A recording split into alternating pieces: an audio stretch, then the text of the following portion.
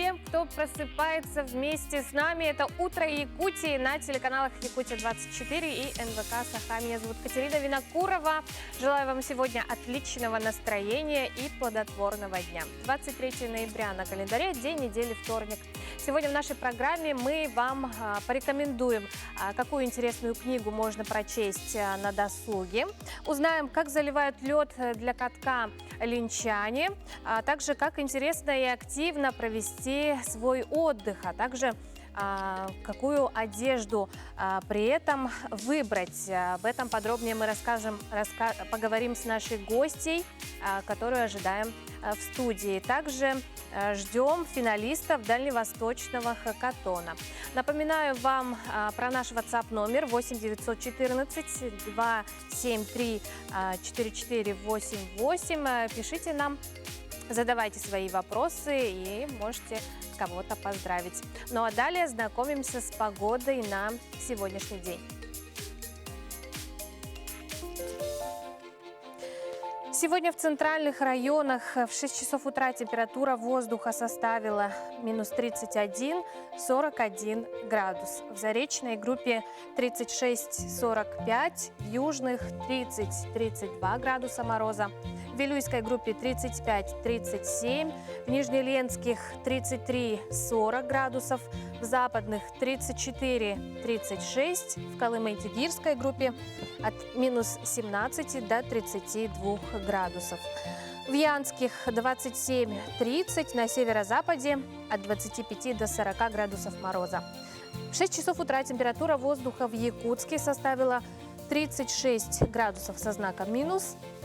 Атмосферное давление 769 миллиметров ртутного столба, ветер северо-восточный 2 метра в секунду. Сегодня днем без осадков, утром местами туман, ветер переменный 1-3 метра в секунду. Сегодня днем в столице ожидается 30-32 градуса мороза. А минувшим днем в Усть-Алданском районе температура воздуха опустилась до 45-50 градусов ниже нуля. Почти 700 школьников в 10 селах были переведены на дистанционное обучение из-за морозов. Об этом пишет информационное агентство «Регнум». А в селе Кылае температура воздуха минус 49 градусов держится с прошлой недели. Этот населенный пункт стал первым в Якутии, где в этом году ввели актированные дни. Экстремальные морозы около 50 градусов также установились в селах Эгелях и Балыктах. В Якутске температура воздуха опустилась до 40 градусов мороза. Дети пока продолжают ходить в школу. В связи с этим хотелось бы напомнить о том, что в Якутии безветренную погоду ученики с 1 по 4 классы остаются дома при температуре минус 45 градусов, с 5 по 8 класс при минус 48, при температуре от минус 50 и ниже. Актированные дни объявляются для всех школьников. С прошлого года в столице республики при установлении актированных дней для школьников начали учитывать и скорость ветра. В Якутске актированные дни обычно начинаются в декабре месяце.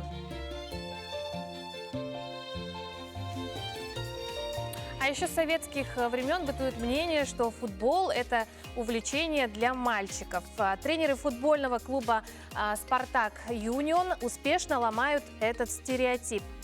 Благодаря проекту UEFA Playmakers более 30 девочек делают свои первые шаги на футбольном поле. При этом тренировки проходят не совсем в привычном формате. Подробности нам расскажет моя коллега Полина Долинская. Проект UEFA Playmakers – международная программа тренировок, разработанная специально для девочек от 5 до 8 лет. Российский футбольный союз запустил программу в стране весной этого года, а осенью проект стартовал в Якутске на базе футбольной школы «Спартак Юниор», на сегодняшний день которая является самой большой в республике. Наши тренировки немножко отличаются от стандартных тренировок, потому что они проходят по мотивам таких мультфильмов, как «Суперсемейка 2» и «Холодное сердце 2». Поэтому мы очень рады, что девочки наравне с мальчишками начинают осваивать азы футбола, и таким образом повышают свой уровень вовлеченности к спортивным занятиям. На сегодня в школе занимается 33 юные футболистки, а на следующий набор тренеры планируют принять в свои ряды уже более 100 спортсменок. И хотя мир меняется и привычные клише теряют актуальность, не все родители готовы отказаться от прежних стереотипов. Родители делятся на две группы. Кто-то против, кто-то вообще категорически, как эта девочка может заниматься футболом, а кто-то, наоборот, слушает своих детей, кто-то девочек сами направляет на эту сторону. Там родители футболисты, спортсмены тоже. И они направляют детей вот в спорт именно куда-то. И девочки сами выбирают, родители слушают их, понимают. Амелии всего 7 лет. Заняться футболом ей предложил папа. Согласилась сразу. И хотя она еще не думала над тем, продолжит ли строить карьеру футболистки, каждая тренировка проходит для нее с удовольствием. Мы сейчас вот делали, что мы должны останавливали синие, а они у нас брали мяч. А мы должны их остановить. Больше всех это мне понравилось. Да, я сама его люблю. В рамках проекта каждая участница проходит курс из 10 занятий. Занятия проходят в игровой форме с целью привлечь девочек к этому виду спорта. Ну а по завершению каждая получает сертификат и уже сама для себя решит, будет ли она заниматься в дальнейшем футболом. Полина Долинская, Семен Семенов, Якутск. А экспорт IT и услуг в республике составил более 30 миллионов долларов. Об этом сообщили в Министерстве инноваций республики. Так, Якутия вошла в 10 самых прибыльных регионов по стране в сфере IT-технологий. Таким образом, по словам представителей министерства, на сегодняшний день республика является лидером информационных технологий на Дальнем Востоке. Все больше и больше местных компаний, разработчиков предлагают свои услуги и продукты не только за пределами региона, но и на мировом рынке. Кроме того, ежегодно реализуются и образовательные программы, хакатоны и акселераторы, на базе которых формируются не только специалисты, но и новые рабочие места. В Якутске начинается дальневосточный хакатон межрегионального проекта про опережение Дальний Восток-2021. Имена 12 финалистов уже известны. Команды из Якутии, Республики Бурятия, Амурской области и Забайкальского края будут решать кейсы и находить эффективные решения в области онлайн-образования. Инициатором является Центр опережающей профессиональной подготовки нашей республики. Сегодня в нашей студии директор Центра опережающей профессиональной подготовки Республики Саха-Якутия Владислав Хабаров и финалист проекта команды «Наран» Республики Бурятия Туяна Батарова. Доброе утро, уважаемые гости. Владислав Гаврилович, расскажите нашим телезрителям конкретно о телевизионном проекте про опережение. Да? Какая история и задачи Да, проекта? проект про опережение родился у нас осенью, в сентябре. Мы начали подготовку. Очень рад, что откликнулись наши дальневосточные коллеги из Амура, Забайкалья и Бурятии. Каждый из регионов провел свой региональный этап, где выявлял финалистов, которые приедут вот сегодня в Якутск. И у нас с сегодняшнего дня начинается дальневосточный хакатон про опережение. Главная цель нашего проекта – это усилить и начать качественную подготовку в сфере онлайн-образования. Мы все знаем, что сейчас цифровые технологии развиваются, они очень большую роль сейчас в образовании играют. И тем более для Дальнего Востока, где огромные территории, где бывало, что жители населенных пунктов находятся очень удаленно от колледжей и техникумов и других образовательных учреждений, онлайн-технологии, удаленное обучение является одним из решений того, чтобы люди стали квалифицированные обучение получать. А как прошел региональный этап? Кто стал финалистами? У нас в республике прошел региональный этап еще в октябре. У нас приняло участие 25 команд из разных образовательных учреждений. И вот в результате этого конкурса у нас есть 3 финалиста. Это Институт развития профобразования и ее команда, команда из Мирнинский региональный технический колледж и команда Якутского педагогического колледжа. На региональном этапе ребята проектировали курс, онлайн-курс, и размещали на цифровой платформе. Это реально действующие курсы, которые может получить население. Ага. А какие, если привести примеры? Ну, для примера, да, Мирный региональный технический колледж – это охрана труда, как удаленно можно получить вот эту очень востребованную сейчас компетенцию, которую постоянно требуют в предприятиях. Якутский педагогический колледж по тому, как использовать социальные сети в воспитании, и Институт развития профобразования по антитеррору. Да. А какие регионы можно выделить, какие более активные? Ну, мы начали в этом году с Дальнего Востока, и вообще у нас сейчас и поддерживает Федеральный институт развития профобразования, и Минпросвещения о том, чтобы потом в следующем году транслировать его на всю Россию. Но Дальний Восток очень активно подключился, я знаю, что Бурятия очень активно провели региональный этап из Забайкалья, там очень много команд принимало участие, и вот сегодня они к нам прилетели и готовы принять участие вот, на финале. Мгм. Да.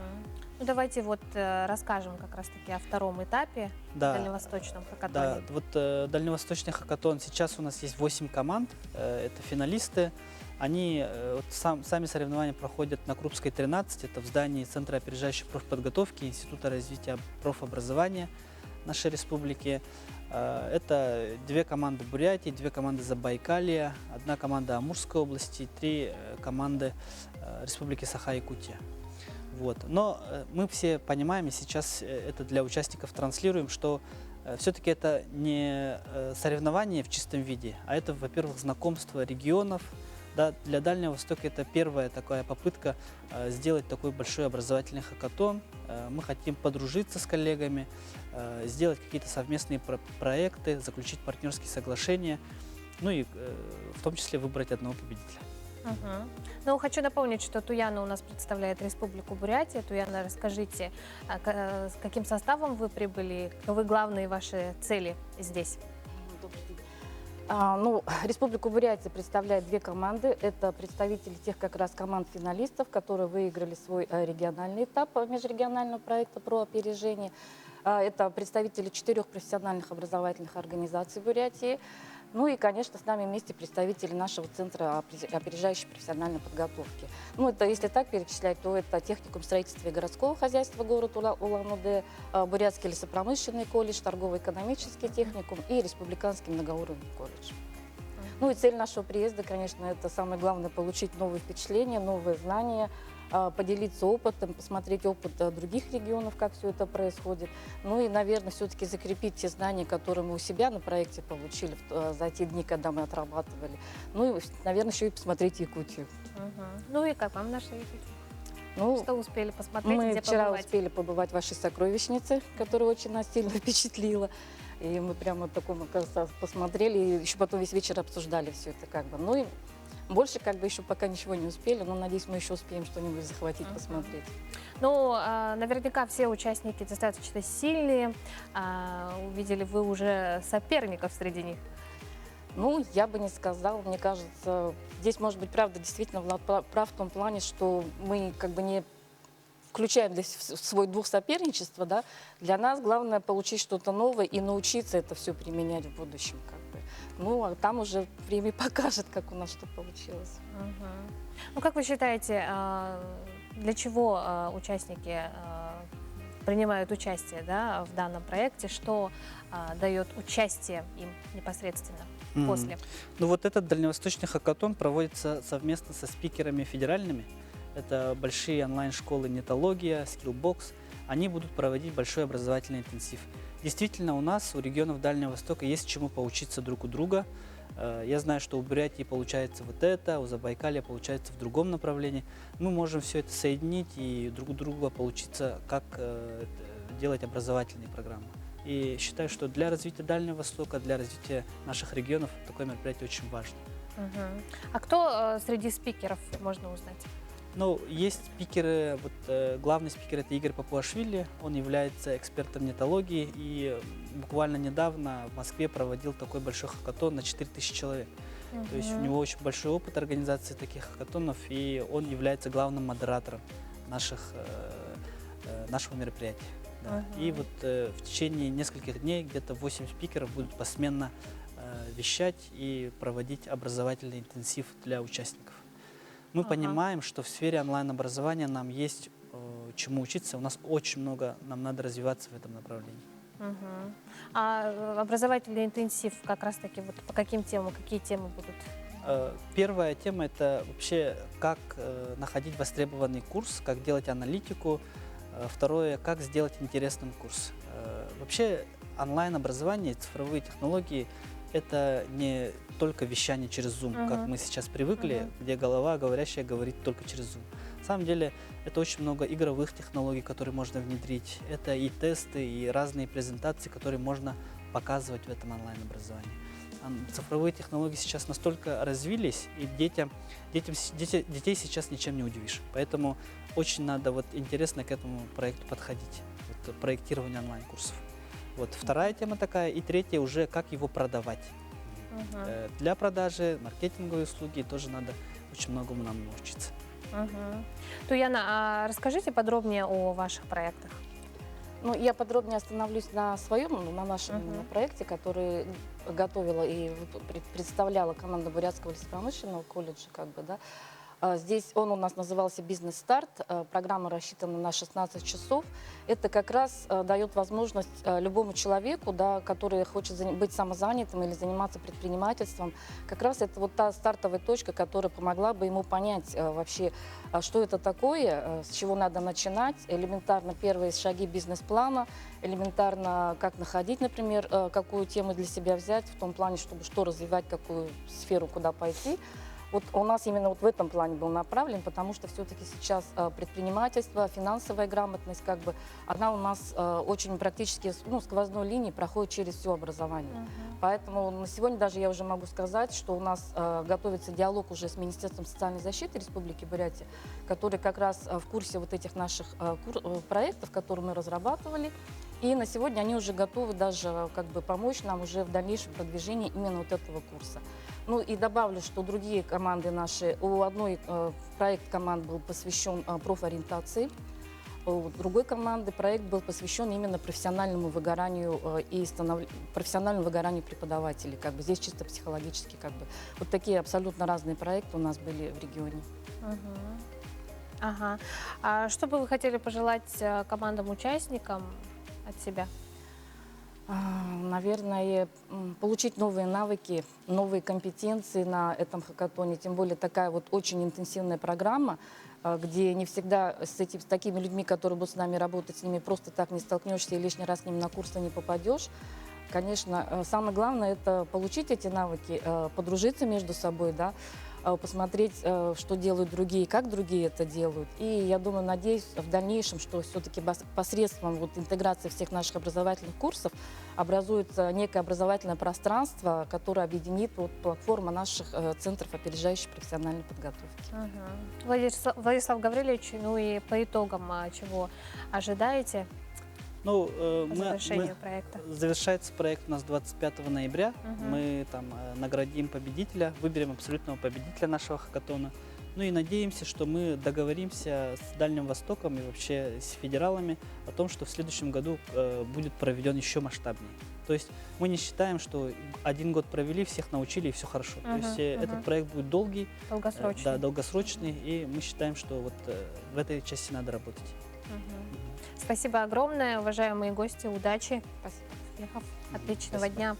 Ну а далее с последними событиями нас ознакомят мои коллеги из информационной службы. Им слово.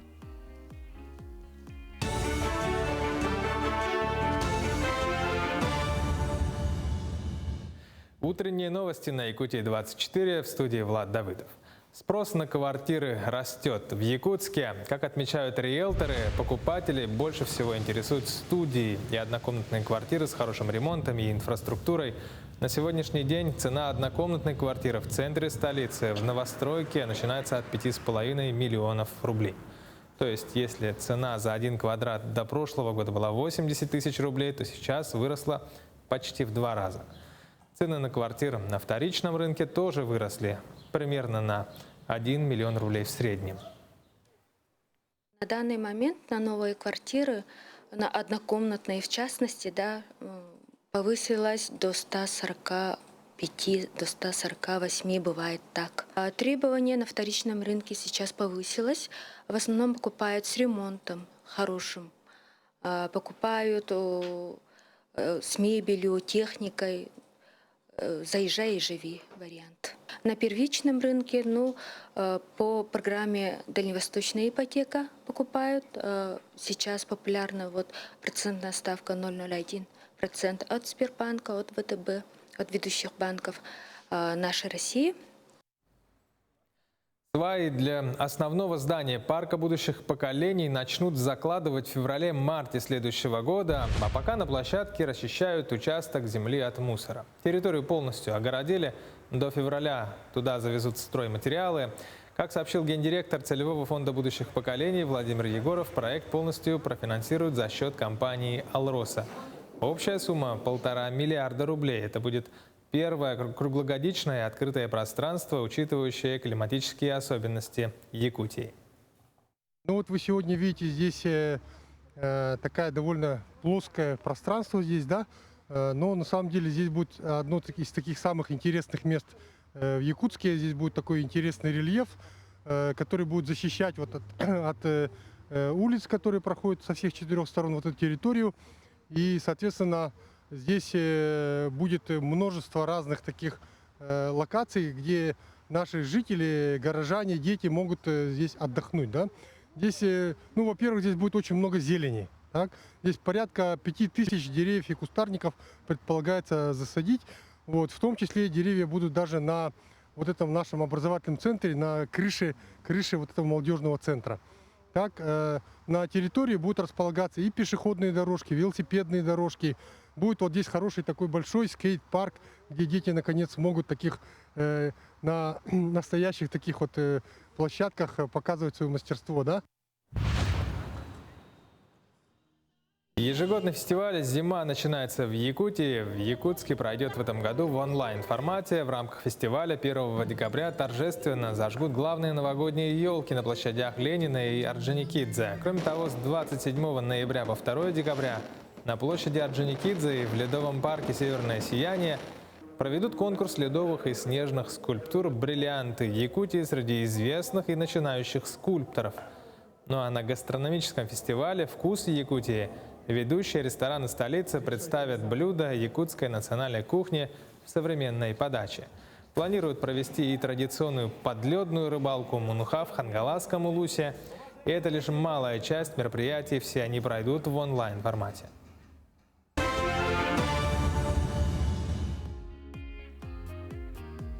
Доброе утро! А самые желанные сюрпризы превращаются в подарки.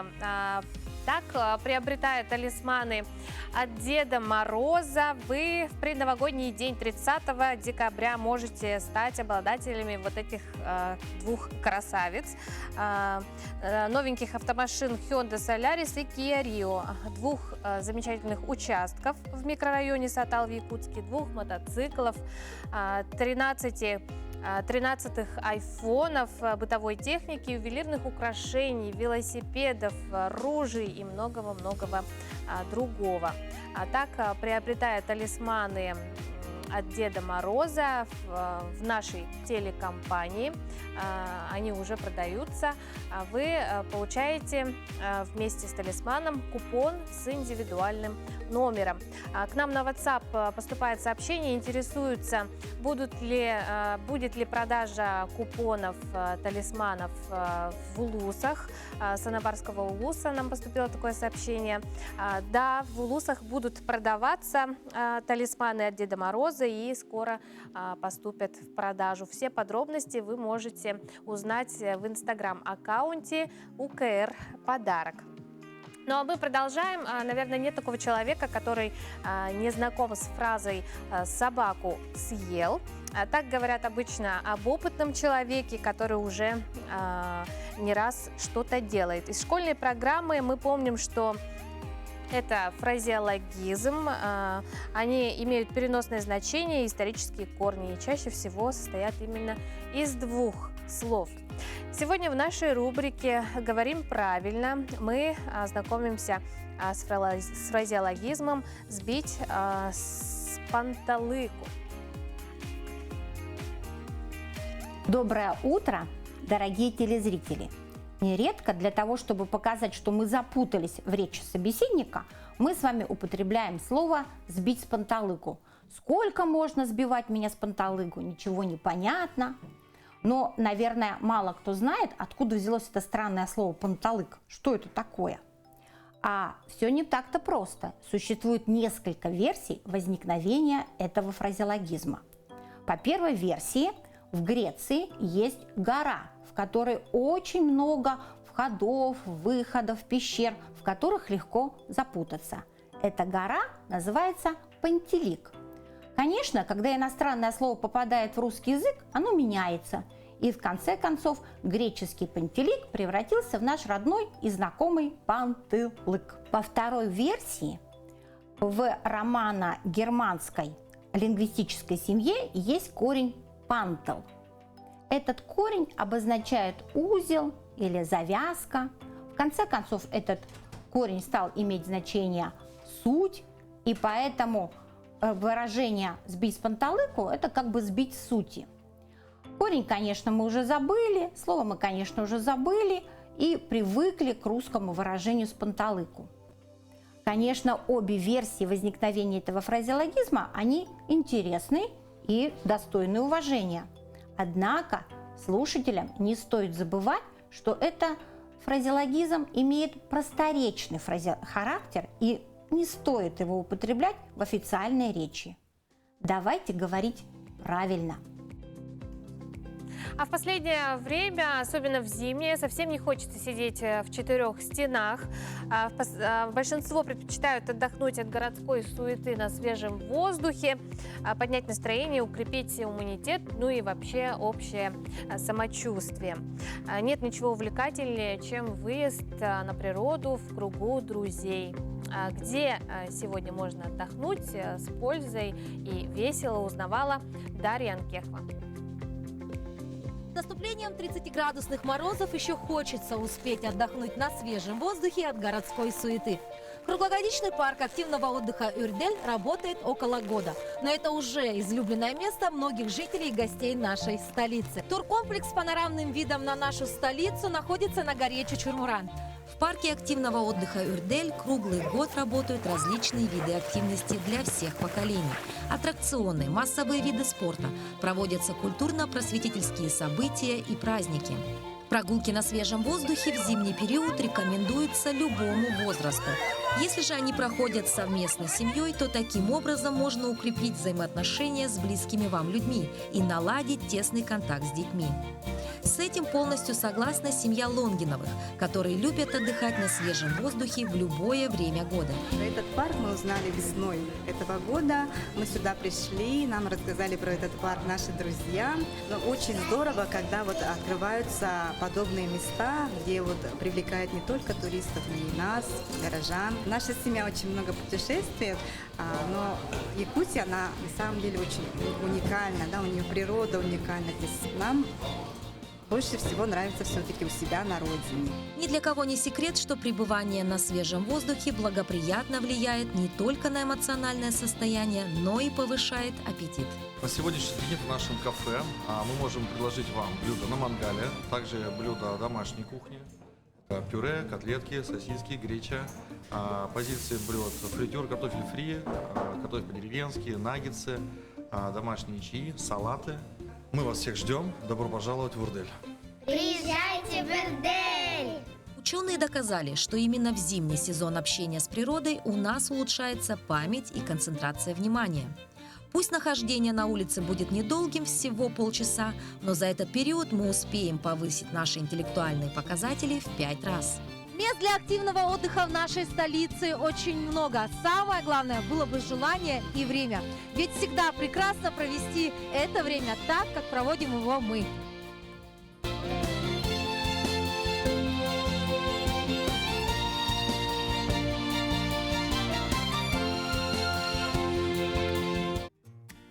А между тем, ленчане тоже собираются выйти на улицу и повеселиться. Сегодня там идет заливка льда на крытом хоккейном корте. Также готовится к открытию и лыжная база. По словам руководителя комитета по физической культуре и спорта, оба объекта будут готовы к работе через пару недель. Подробности в материале наших коллег.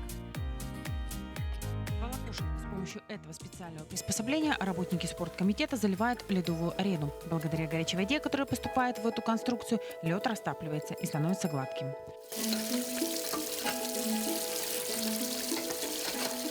Заливка льда осуществляется уже целую неделю. Процесс сложный, занимающий много времени. Сегодня специалисты залили несколько слоев. После заливки каждого сутки на замерзание. Наращивание первого слоя – это снег, потом второй слой – это напрыски водой, третий слой – это таким приспособлением, как волокуша. Наращивается слой за слоем. Для полной работоспособности льда, чтобы уже могли его посещать там массовое катание для тренировок хоккеистов. Ну, еще надо метра 3-4 нарастить. Это примерно около 2 недель работы. Открытие катка ленчане ждут с нетерпением. Это любимое место времяпровождения многих семей. Руководитель спорткомитета пообещал, что в начале декабря ледовая арена вновь распахнет свои двери. Ориентировочно мы в начале декабря настраиваемся, чтобы уже все открыть, быть готовыми. Если у нас эпидситуация в районе будет позволять, то, я думаю, в начале декабря уже у нас штатная работа начнется. Готовится к открытию и горнолыжная база. В течение 2 лет там проводилась модернизация. Было построено новое здание, пункта проката с кафе, проведено освещение. Закуплен и новый инвентарь. С началом зимнего сезона он, как и прежде, будет выдаваться в прокат бесплатно.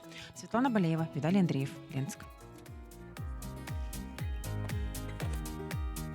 Как говорится, движение – это жизнь. Поэтому, планируя активный отдых, мы хотим, конечно же, чтобы он был приятным, ярким и запоминающимся. Для этого важно чувствовать себя комфортно.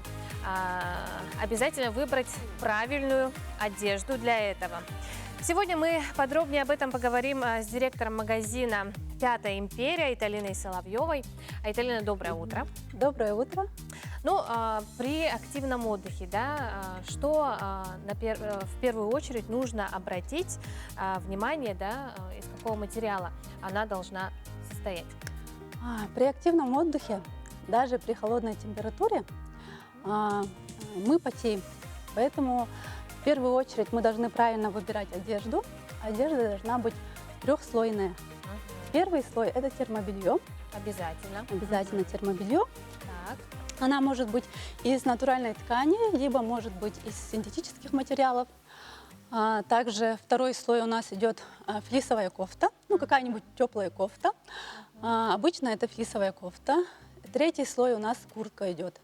Куртка должна быть дышащая, влагоотводящая и ветрозащитная. Здесь у нас также еще вот в коробочках, это у нас тоже это у нас термобелье. Да? Это термобелье из шерсти мериноса. Термобелье из шерсти мериноса считается самым лучшим, потому что она натуральная, во-первых, да, не раздражает кожу, очень мягкая, она почти бесшовная вот идет, да. И обязательно термобелье должно очень хорошо прилегать к телу. Облегать, да? Да, облегать. Ага. Термобелье должно плотно прилегать, чтобы не было воздушной прослойки, чтобы она хорошо отводила влагу. Также из шерсти мериносов очень хорошие, вот тут написано для экстремально низких температур минус 60 градусов. Как раз для нашей зимы, да? Ага. А вот это вот из более тонкой ткани, тоже термобелье из 100% шерсти мериноса, она идет до минус 40. Ага. То есть чем тоньше, тем при низких температурах, да? Но не совсем так. Вот это вот более плотное, это более тонкое. Термобелье очень удобное, в ней очень комфортно. Вот, можно ее носить круглогодично. Летом, например, мы, когда в походы ездим, в них спим.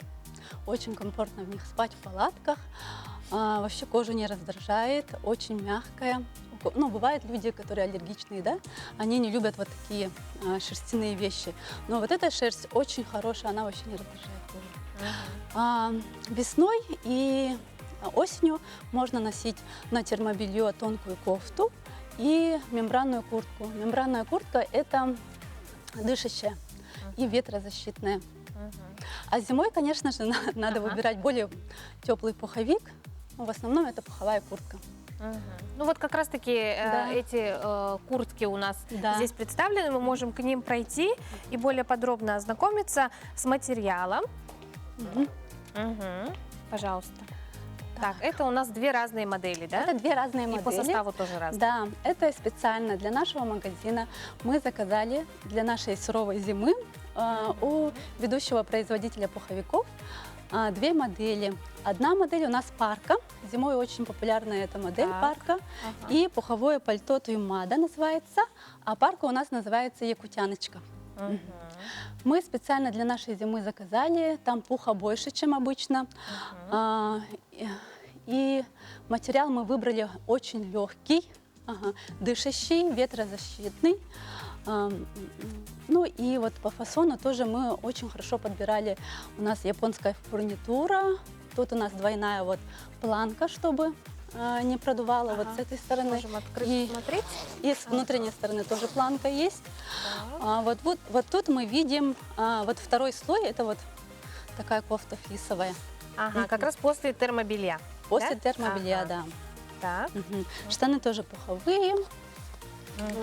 Тут мы капюшон немножко увеличили, горловину немножко расширили. Но это все мы с опытом по рекомендациям наших клиентов. И вот тут натуральная опушка. Натуральная опушка защищает лицо от ветра, от холода, создает вот такую воздушную прослойку. Поэтому лицо не мерзнет. А вот вы сказали, у обоих курток наполнитель пух, да? Наполнитель пух. Ага, да. вот Пух, чем да, пух так хорош? Да, пух проходит несколько этапов обработки. Он антибактериальный, отводит хорошо влагу, поэтому пух является очень хорошим утеплителем. А вот бывают куртки сегодня различных наполнителей, да? Да. Это холофайбер, синтетика, да? Различные виды. Вот как они, что вы скажете? Ну, производителей синтетических материалов очень много. Синтетика, чем тоньше волокно, тем он тепло удерживает. Но пух все равно является лучшим утеплителем до сих пор, потому что пух легкий. Чтобы куртка была такая же теплая, как пуховая, наполнителя нужно очень много. И такие куртки обычно тяжелые бывают. Ага, вот как раз-таки мы сталкиваемся постоянно с тяжелыми куртками, да? То есть это только плюс, да? Нет, пуховые куртки, наоборот, они легкие. Я говорю про синтетические, что они тяжелые бывают. Сколько по весу примерно? По весу примерно 1,5-2 килограмма. А по моде, если взять, да, сейчас различные цвета, фасоны, что актуально этой зимой? Да, но этой зимой актуальные вот самые модные цвета считается желтый цвет, вот как на парке Якутяночка. Ну и, конечно же, вот темно-синий цвет тоже всегда вот практичный. Вот это пальто очень элегантное, приталенное, прям женственное. Можно носить с унтами, с сапогами, с платьями, с юбками, очень удобно.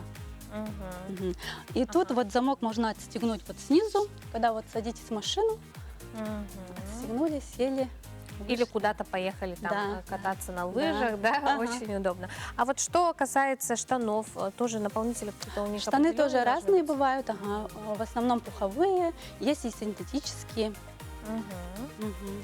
Вот данная модель пуховая, она очень теплая, вот материал тоже дышащий, отводит влагу, защищает от ветра, легкий очень. А здесь у нас синтетический утеплитель, он более тонкий, но вот элегантно смотрится. Красиво. Айталина, давайте вернемся к нашему столу. Здесь мы еще не сказали об обуви, да? Ботинки, да, у нас стоят тоже для активного отдыха. Пожалуйста. Но самым теплой обувью для нашей зимы являются унты. Но так как мы говорим об активном отдыхе, при активном отдыхе бывает, что унты промокают и теряют свои свойства. Вот в нашем магазине «Пятая империя» есть вот такие ботинки. Это французская фирма. Соломон называется, и модель называется «Тундра». До минус 40 градусов. Здесь вот технологии НАСА, аэрогель, который удерживает тепло до минус 40 градусов. Тут еще внутри есть прослойка, внутренняя ткань, которая быстро отводит влагу. Например, ноги чуть-чуть вспотели, влагу отводит, и вот вот такие протекторы, можно по льду ходить спокойно. Можно потрогать, да? Они очень легкие, да? да, легкие. Ага. Здесь опять же такие, чем легче вес, тем удобнее, да? Удобнее, правда? да. И, наверное, теплее. А состав какой тоже здесь я вижу? Но я вот говорю, что внутри есть прослойка, которая отводит влагу, чтобы ноги, когда ноги потеют, они мерзнут сразу. То есть остается сухо? Сухо, да. Отводит влагу. И вот это вот тоже мембранная, верх мембранная. Она от ветра защищает, полностью защищает от влаги, можно по воде ходить. А подошва, она должна быть резиновой? Но сейчас очень много материалов. Контагрип, вот это вот очень большие протекторы здесь. Хорошее сцепление, я вот как сказала, по льду можно ходить спокойно. А по толщине подошвы тоже чем шире, тем лучше? Но это зависит от чего они сделаны. Конечно, тут есть прослойка аэрогель, который я вам сказала, по технологии НАСА. Ноги не мерзнут. А вообще широкий ли выбор моделей обуви? Ну, модели обуви у нас широкие, да, разные, на разные температурные режимы. И демисезонные, и летние, и зимние. Вот для активного отдыха очень много выбора. А что касается аксессуаров, это вот шапки, шарфы, рукавицы какие-то тоже специальные, да, возможно, имеются? Да, конечно, имеются.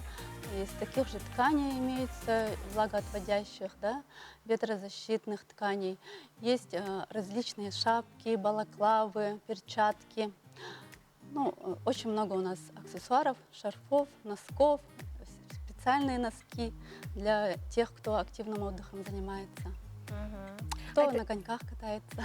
Ага. Коньки, лыжи, сноуборд, да, у нас ведь столько видов, да, разнообразие видов зимних видов спорта. Айталина, а вы сами любите активный отдых? Активный отдых я люблю, да. Я люблю пешие походы, вообще люблю ездить на природу. И на лыжах кататься тоже люблю. Все испытали на себе? Все испытали на себе. Ну что ж, мы приглашаем в ваш магазин наших телезрителей. Давайте. Да, у нас магазин находится на Пояркова, 20. Это Мясной двор, 3-й этаж. У нас один магазин. Приходите к нам за теплыми вещами. До свидания. Спасибо вам огромное, Айталина. Приглашаем в магазин. Отдыхайте активно и чувствуйте себя комфортно. Я хочу напомнить вам про наш WhatsApp номер. Рада зачитать сообщение. Юлита, любовь моя, я люблю тебя, радость моя. Быстрее, быстрее приведи себя в порядок и бегом на работу.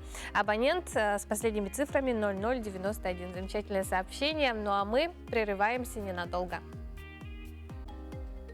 Доброе утро. Это «Утро Якутии», 23 ноября на календаре. С последними событиями нашей республики и ее пределами нас далее знакомит информационная служба новостей.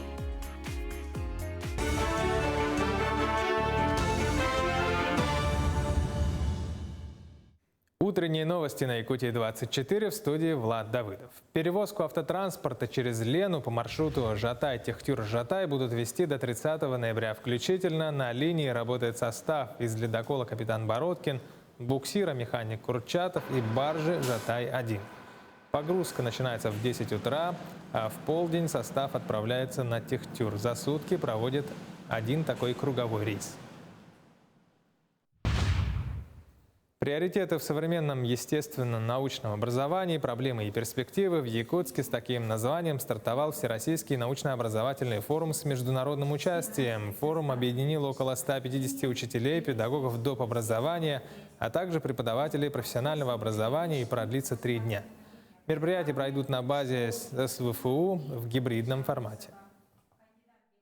Ну, понятно, что он посвящен 30-летию нашей кафедрой, потому что она была организована в 1991 году. Но, в принципе, конечно, он организован для всех тех, кто интересуется естественно-научным образованием. Прежде всего, конечно, учителей он должен интересовать. Это учителя биологии, химии, географии, экологии. Удивительно богатый мир Олонхо, так называется выставка, которая открылась в Краеведческом центре Национальной библиотеки Якутии. Выставка приурочена к 75-летнему юбилею профессора-исследователя Олонхо Василия Илларионова. Его полувековая работа имеет огромное значение в изучении и распространении якутского фольклора. Еще будучи студентом, Василий Илларионов из уст олонхосутов записал эпическое произведение в магнитофон, потом все это расшифровал, далее издал более 1500 статей и 200 книг.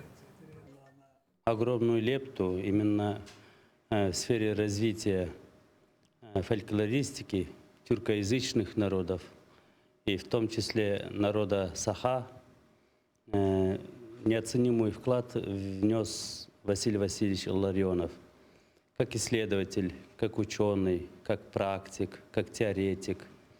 И мы сегодня приехали из разных уголков России, я вот с Киргизии, и хотим сказать спасибо за тот труд, который он внес в мировую фольклористику тюркоязычных народов.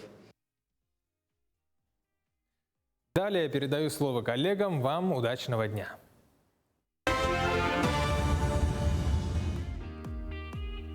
Доброе утро. А нам на WhatsApp задают вопросы, где можно приобрести купоны. Купоны можно приобрести в нашей телекомпании по адресу Орджоникидзе, 48. Напомню, что приобретаете вы не сам купон, а талисман. И в подарок вам дают купон с вашим индивидуальным номером, по которому вы можете получить замечательные призы, в том числе машины, две замечательные белые красавицы, которые стоят сейчас в нашей студии и ждут своих счастливых обладателей. Пусть вам обязательно улыбнется удача в этом новом году. А каждый день на полках магазинов появляется бесчисленное количество книг, и мы теряемся в разнообразии, не знаем, что выбрать и что прочесть.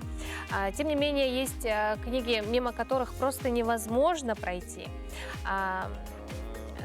Имя Александра Маринина знакомо нашим многим зрителям, я думаю.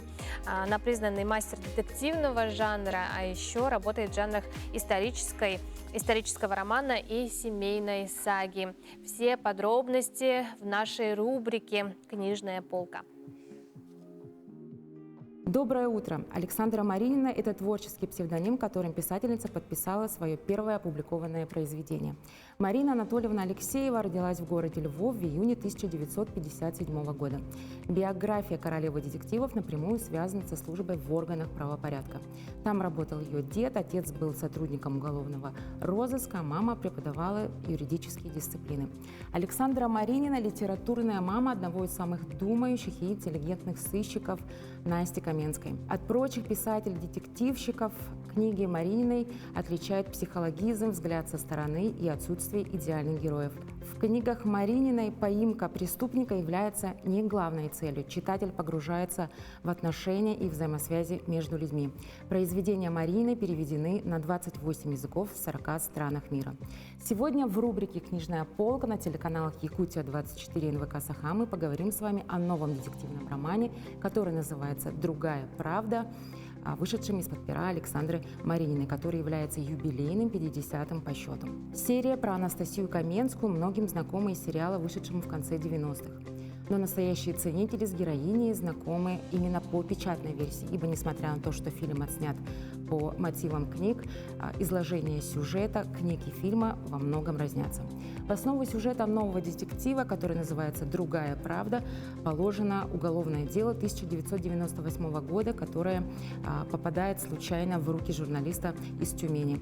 Он хочет сделать бомбу из этого дела, но однако нуждается в грамотном педагоге, который бы научил его правильно читать это дело. Так они и знакомятся. Журналист из Тюмени 25 лет от роду и Анастасия Каменская, полковник МВД в отставке, работающая в частном детективном агентстве.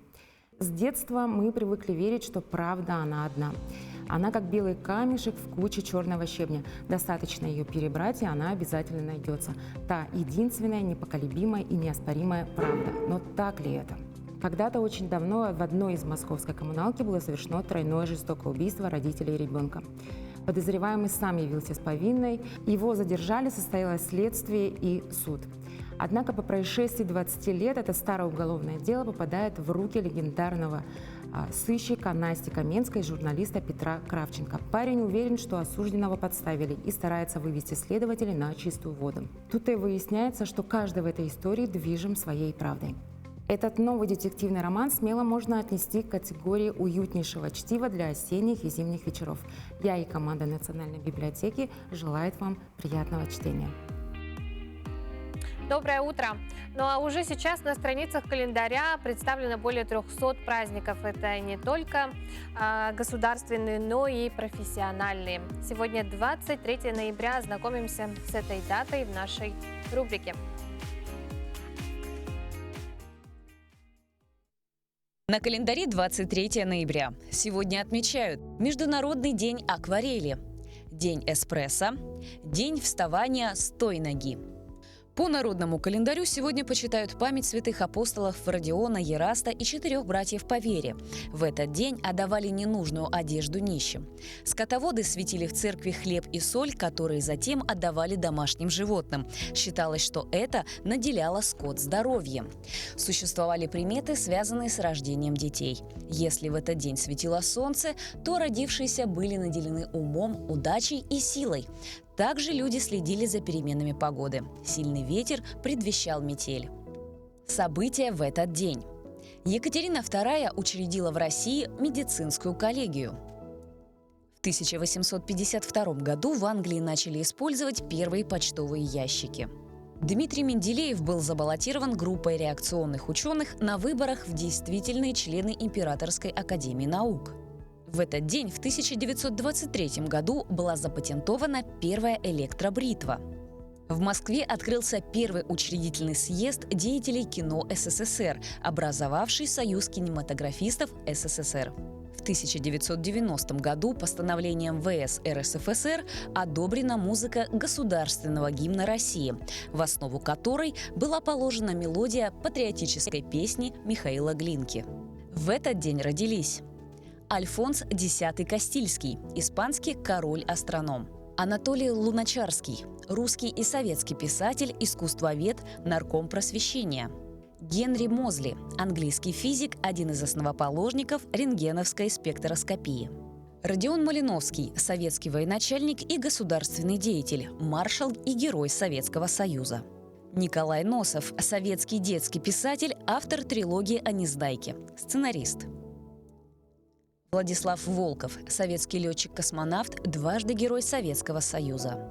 В нашей республике сегодня свое 90-летие отмечает Матрена Денисовна Гермогенова, кандидат педагогических наук, профессор, заслуженный работник образования. Именины сегодня отмечают Ян, Эраст, Серафим, Родион, Петр, Николай, Нестор, Михаил, Константин, Иван, Егор, Денис, Георгий, Борис, Аполлон, Алексей, Александр, Ольга, Анна. Мы поздравляем всех именинников сегодняшнего дня. Желаем вам отличных подарков сегодня, хороших поздравлений и новостей. Ну а подарком к Новому году будет приятным, я думаю, особенно приятным вот эти автомашины, которые вы видите рядом со мной. Так, приобретая талисманы от Деда Мороза, у вас есть возможность 30 декабря стать счастливыми обладателями не только машин, но и айфонов, ружей, велосипедов, ювелирных украшений и 2 мотоциклов. И это еще не все, там бесконечное количество призов.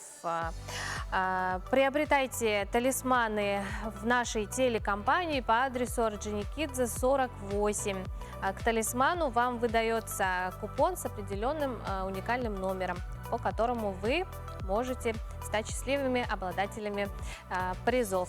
На этом я с вами прощаюсь. Желаю вам сегодня отличного начала дня и его завершения. Увидимся завтра.